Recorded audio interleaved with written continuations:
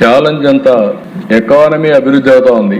అభివృద్ధి అయినప్పుడు ఆటోమేటిక్ గా డబ్బులు సంపాదించే విధానంలో పిల్లలు దొరుకునే పరిస్థితి వస్తా ఉంది. దీని వల్ల చాలా దేశాలు ఇబ్బంది పడ్డాయి. అందుకే ఒక నూతనమైన విధానం కోసం ఈరోజు మేము ఆలోచించేది, రెండో చైల్డ్ గాని 2 కంటే అబౌవ్ ఎంతమంది వాళ్ళు ఇచ్చేస్తే డెలివరీ సమయంలోనే 25,000 రూపాయలు ఆ పేరెంట్స్ కి డబ్బులు ఇస్తామని చెప్తున్నారు. ఒక పెద్ద గేమ్ చేంజర్ గా తయారవుతుంది. దీన్ని మనం చేయగలిగితే చాలా వరకు ఉపయోగపడుతుంది.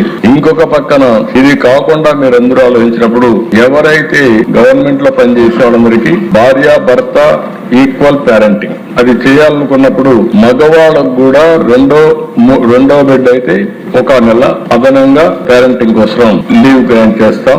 అదే మరి 2వ బిడ్డ కన్నా 3వ బిడ్డ అయితే అనదర్ గా 1 మంత్ 2 నెలలు ఇస్తాం. అంటే 1 ఇయర్ ఉండేది 1 మంత్ ఎక్కువగా ఇచ్చి దీనికి ప్రోత్సహిస్తామని చెప్పి కూడా నేను మీకు తెలియజేస్తున్నా. ఇది ఓవరాల్ గా మీరు చూసినప్పుడు ఈ పాలసీలో ఈ రోజు IVF support for fertility through government hospitals లో పెడతాం. బెస్ట్ ప్రైవేట్ హాస్పిటల్ ఎటు చేస్తున్నారు అవన్నీ కూడా ఎక్కడ మిస్యూజ్ చేయకుండా అది చేసే పరిస్థితికి వస్తాం.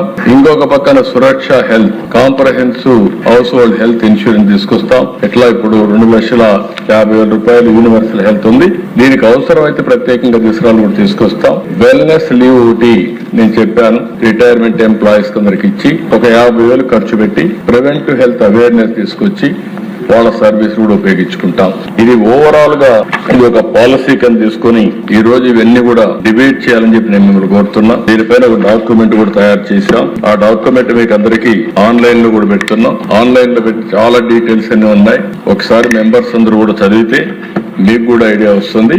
అవసరమైతే ఈ నెలంతా మీ నియోజకవర్గాల్లో ఒక మీటింగ్ కూడా పెట్టి ఇప్పుడు ఉండేది ఏమన్నా ఇచ్చాం, భవిష్యత్తులో ఏమి ఇవ్వాలో మీరు చెప్తే ఇంకా మార్పులు ఏమైనా తీసుకొచ్చి అవన్నీ కూడా ఇంటిగ్రేట్ చేసి బై మంత్ ఎండ్ ఒక పాలసీ తీసుకొస్తాం. April 1 నుంచి దీన్ని అమలు చేస్తామని చెప్పి నేను మీకు తెలియజేస్తున్నా.